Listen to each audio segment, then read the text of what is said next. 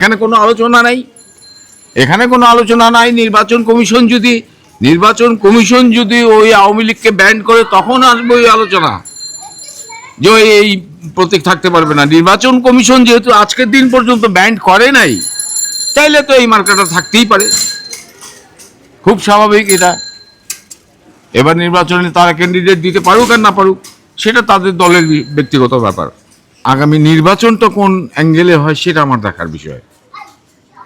কেননা একটা বড় দল মাঠের বাইরে, একটা অনেক বড় দল মাঠের বাইরে, এই বড় দলকে মাঠের বাইরে রাখা, তারপরে নির্বাচন, সেটা আসলে কেমন জানি মনে হয়। আমার ঠিক জানা নেই, যদিও আপনারা অনেকেই ভাবতে পারেন আমি বোধহয় সেই বড় দলের সাথী না। আমি সেই বড় দলের কোনো ব্যক্তি না, আমি অন্য অনেক দলে ছিলাম, এখনো হয়তো আমি সংবাদপত্রের লোক। আসসালামু আলাইকুম। জি, ওয়ালাইকুম আসসালাম। ভাইয়ের বয়স কত? আমার বয়স তো 65 আপ। আগামী নির্বাচনে ঢাকা 15 আসনে কোন দল বেশি ভোট পাবে বলে আপনি মনে করছেন? এখানে একটু নির্বাচন বলতে আমার একটু কনফিউশনের ব্যাপার। সেটা হচ্ছে যে বর্তমান আগামী নির্বাচনটা কোন অ্যাঙ্গেলে হয় সেটা আমার দেখার বিষয়। কেননা একটা বড় দল মাঠের বাইরে, একটা অনেক বড় দল মাঠের বাইরে, এই বড় দলকে মাঠের বাইরে রাখা, তারপরে নির্বাচন, সেটা আসলে কেমন জানি মনে হয়। আমার ঠিক জানা নেই, যদিও আপনারা অনেকেই ভাবতে পারেন আমি বোধহয় সেই বড় দলের সাথী না। আমি সেই বড় দলের কোনো ব্যক্তি না, আমি অন্য অনেক দলে ছিলাম, এখনো হয়তো আমি সংবাদপত্রের লোক। তা আমার দৃষ্টিতে যদি নির্বাচন করতেই হয় সকল দল আসুক, আর বিশেষ করে আমাদের এই 15 আসনে জামাতে ইসলামের রাজা নির্বাচন করতেছেন। জামাতে ইসলামের রাজাকে, ওনার ভোট সংখ্যা কতটুকু আছে এটা এই দেশবাসী খুব ভালো জানে, কিন্তু কাউন্টারে যে বিএনপি যিনি ক্যান্ডিডেট ছিলেন, আমরা এলাকাবাসী যাকে আশা করছিলেন যে মামুন হাসান নামে ব্যক্তিটা আসুক, ও সকলের পরিচিতও ছিল, কিন্তু এখন যে এই ব্যক্তিটা মাঠে নামছেন বিএনপির টিকিটে, মিল্টন সাহেব আসলে আমার মতে উনি অনেকের কাছে অপরিচিত একজন ব্যক্তি। তাই ভোট যুদ্ধে মানুষের এবারকার বলা মুশকিল ভোট কোন দিকে যায়। যদি সবাই ভোট দিতে পারে, আমি স্বাধীনতার পরে সকল নির্বাচন আমার দেখা, স্বাধীনতার পরে বঙ্গবন্ধু নির্বাচন দেখা, জিয়াউর রহমান সাহেবের নির্বাচন দেখা, এরশাদ সাহেবের নির্বাচন দেখা, খালেদা জিয়ার নির্বাচন দেখা, হাসিনার রাতের নির্বাচন দেখা। আগামী নির্বাচন কোন অ্যাঙ্গেলে গভর্নমেন্ট করবে সেটা এখন না দেখা মানুষ, সেটা আমি দেখতে চাই। উনি আগামী নির্বাচন, বর্তমান উপদেষ্টা সরকার প্রফেসর মোহাম্মদ ইউনূস সাহেব, উনি কোন অ্যাঙ্গেলে নির্বাচনটা করতে চায়। উনি কি সকল দলকে নিয়ে নির্বাচন করবে, না ওনার এনসিপি দলকেই উনি ক্ষমতায় নেওয়ার ব্যবস্থা করবে, সেটা আমার একটু দেখার বিষয় আগামী নির্বাচনে।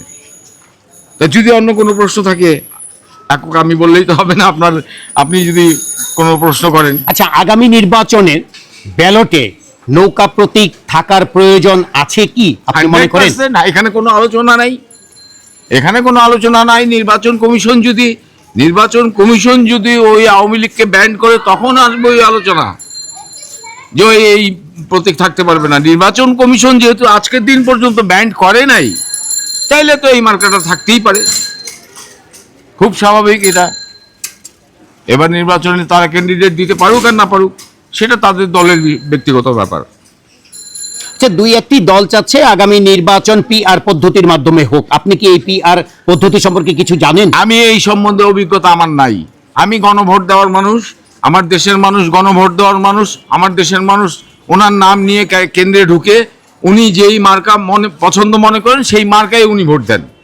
আমি এইটুকু ভোট স্বাধীনতার আমার জন্মের পরে ভোট আমি এইভাবেই দেখছি।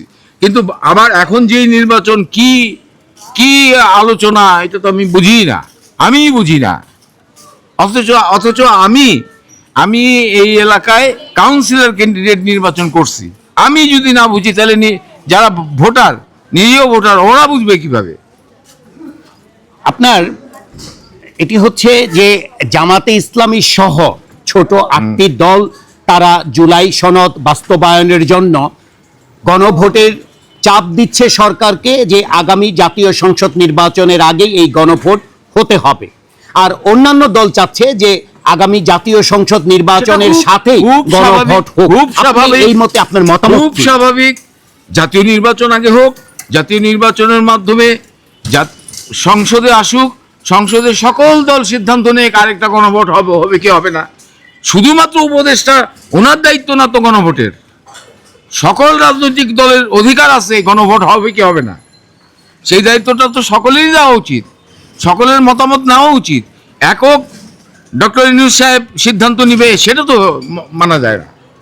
রাজনৈতিক দলগুলো তো মানবে না, ওরা গাড়ি ঘোড়া ভাঙবে। তখন আপনি কি করবেন? ওরা যখন আন্দোলন করবে, রাস্তায় গাড়ি ঘোড়া পড়বে, মানুষ খুন হবে, আপনি কি করবেন তখন বলেন? আমরা আমজনতার কথা বলেন আপনি। যে এ দেশের অতীত ইতিহাসে কয়েকটি গণভোট হয়েছিল, আপনার কি সেই গণভোট সম্পর্কে এখনো কি স্মৃতিতে কিছু গণভোট মনে আছে? One sided vote. গণভোট এখানে ওয়ান সাইডেড ভোট, আমাকে ক্ষমতা নিতে হবে, এখানে অন্য কোনো আলোচনা নেই। গণভোট দ্যাট মিনস আমাকে ক্ষমতা নিতে হবে। গণভোট মানে কি হা ভোট জয়যুক্ত হয় নাকি হ্যাঁ না, কখনো আমি নাও হয়? হ্যাঁ না ভোট আমি চিনতে চাই না। এটা সংসদে সবাই, সব দল আসবে, ওনারা সিদ্ধান্ত দিবে, তারপর আমি হানা ভোটের আলোচনা যাব। এখন আমি জাতীয় নির্বাচন যেভাবে হয়, সব সময় যেভাবে হয়েছে, আমি সেই নির্বাচনের পক্ষে। আগামী ফেব্রুয়ারিতে কি নির্বাচন হবে আপনার কি মনে হয়? এখানে আমি একটু কনফিউশনে আছি, গভর্নমেন্ট কোন ভোট করে? গভর্নমেন্ট ওনার গণভোট করে না জাতীয় ভোট করে, সেটা নিয়ে আমি একটু কনফিউশনে আছি। বর্তমানে দেশে কি শান্তি আছে? বর্তমানে দেশের শান্তি এটা জনগণ বলুক, জনগণ বলুক। এক ব্যাটারি চালিত রিক্সা তুলতে পারে না এই গভর্নমেন্ট, এক ব্যাটারি চালিত রিক্সা তুলতে পারে না, ফুটপাত পরিষ্কার করতে পারে না এই গভর্নমেন্ট।